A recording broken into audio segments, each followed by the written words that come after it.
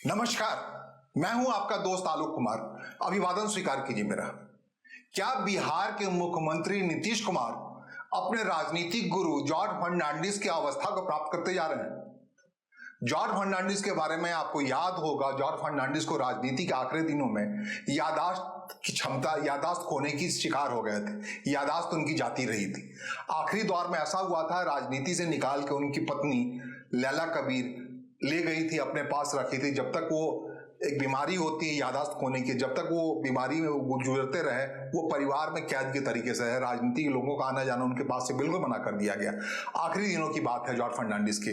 महान समाजवादी नेता थे, लेकिन आखिरी पल में उनके निधन की खबर उनके परिवार के हवाले से लगी, जिस परिवार के पास वो कभी ताउम्र नहीं रहे।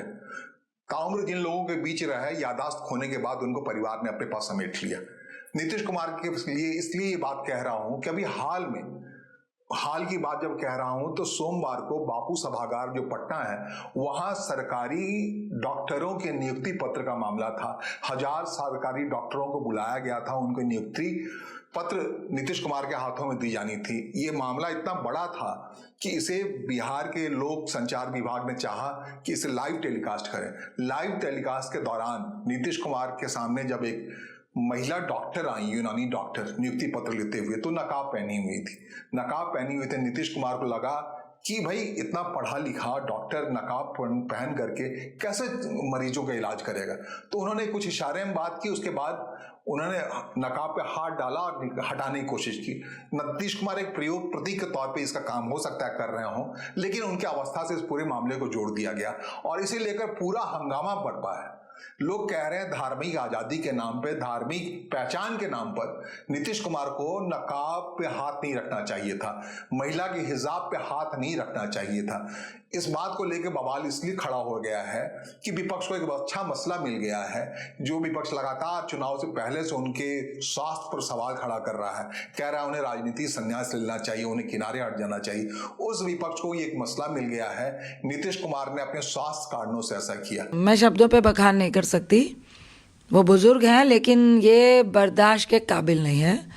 आपने एक महिला का जिस तरफ से हिजाब को, मैंने भी वीडियो देखा, हटाने की कोशिश की, ये बहुत शर्मनाक है, बहुत शर्मनाक है। और अगर एक महिला होने के नाते ये आप किसी का हिजाब, या सोचिए कि कोई दुपट्टा ओढ़ा हुआ है, आप उसको हटा रहे हैं, तो ये बिल्कुल बर्दाश्त के काबिल नहीं है। और मुझे लगता है कि इसमें हम लोग क्या ही कहें।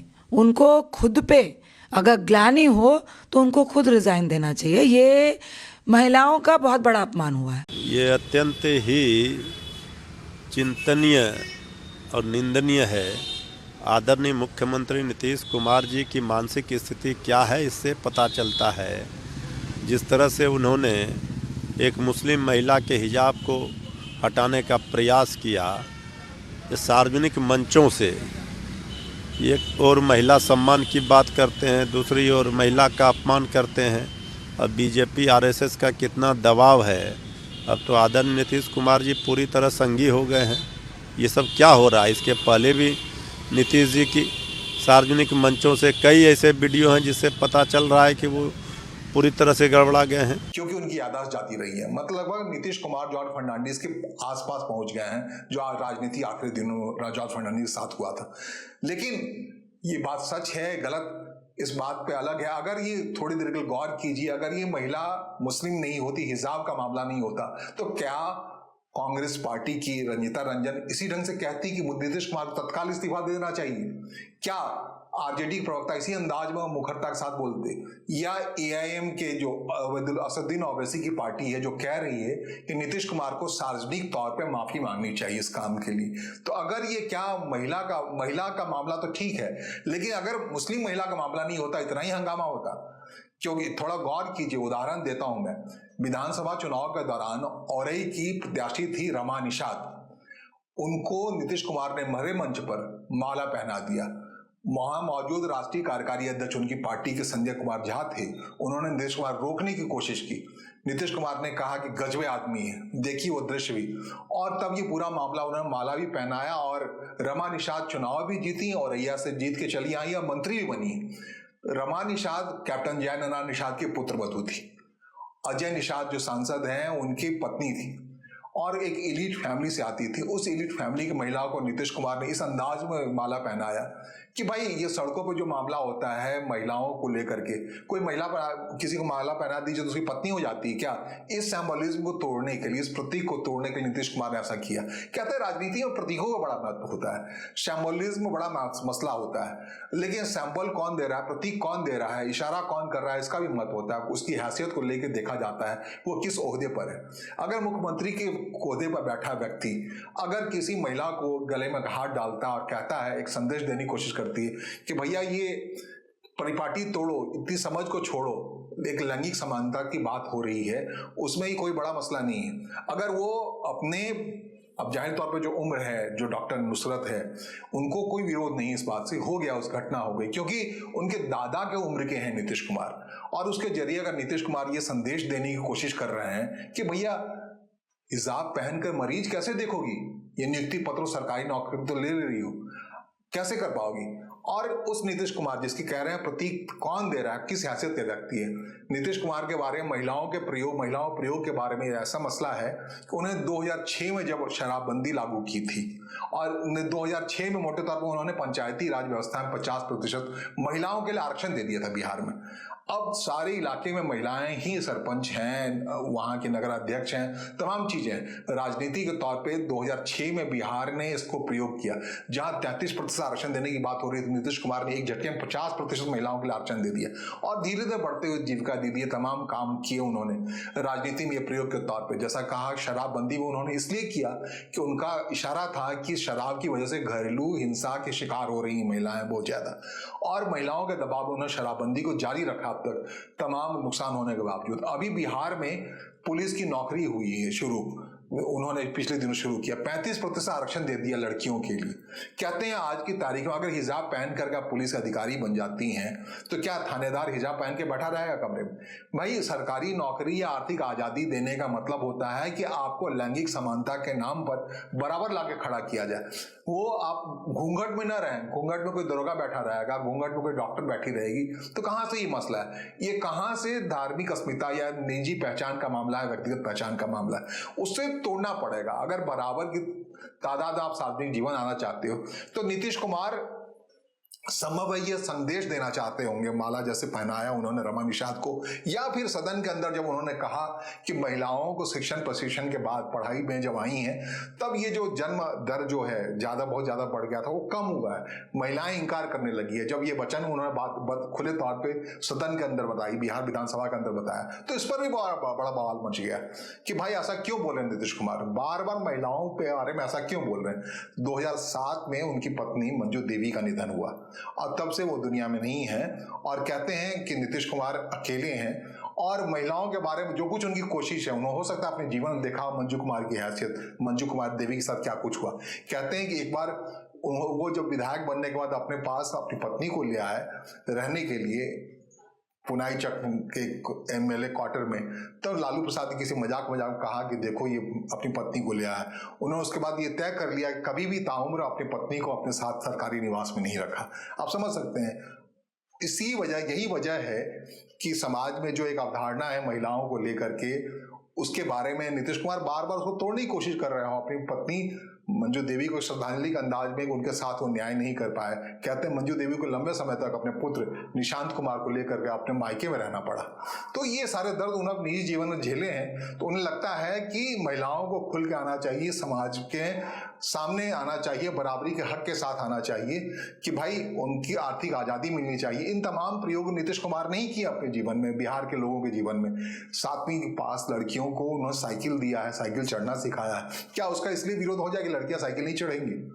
भाई ये सब था ना समाज के अंदर में, ये सब था ना कि लड़कियां कैसे पुलिस की नौकरी करेगी। भाई ड्यूटी कर रही है आज की तारीख में, छठ पर्व के मौके पर या विधानसभा चुनाव हुआ है तो हर मजिस्ट्रेट के साथ साथ दो उनकी जो बॉडीगार्ड के तौर पे जो कहते हैं वो मौजूद थी महिला पुलिस। तो अगर उस महिला पुलिस को कोई नकाब पहने रहे, कोई घूंघट पहने रहे, तो वो कैसे बात बनेगी? नीतीश कुमार ने ये दखल दिया है, ये प्रयोग के तौर पर ही सही उस महिला के चेहरे पर, उस बच्चे की उम्र की है, दादा पोती का मामला है। जैसे कहा ना कैप्टन जयनारायण निषाद की ये जो पुत्र वधू को उन्होंने उनके चेहरे पर माला पहनाने की कोशिश की। तो एक पोते की उम्र की है, बाकी उम्र का लिहाज करो, 74-75 साल के व्यक्ति हो गए नीतीश कुमार। अगर वो ऐसा हस्तक्षेप कर रहे हैं, एक संदेश देने की कोशिश कर रहे हैं, ये मामला जो समाज में गड़बड़ है महिलाओं को लेकर के, भाई कोई किसी के गले में माला पहना दे तो कहते हैं रोमियो छाप मामला हो जाएगा, पकड़ लेंगे रोमियो स्क्वाड के लोग। अगर किसी ने हिजाब पे किसी के चेहरे का हिजाब छेड़ने की कोशिश की तो रोमियो स्क्वाड का मामला बनता है, इसको पकड़ अंदर कर दिया जाना चाहिए। ऐसा हो सकता है उम्र का मामला, अगर यंग कोई बच्चा होता उसी उम्र का होता, ऐसा होता था। लेकिन इसका मतलब क्या है, नीतीश कुमार उस मतलब के हिसाब से लेना चाहिए नीतीश कुमार ने जो कुछ किया।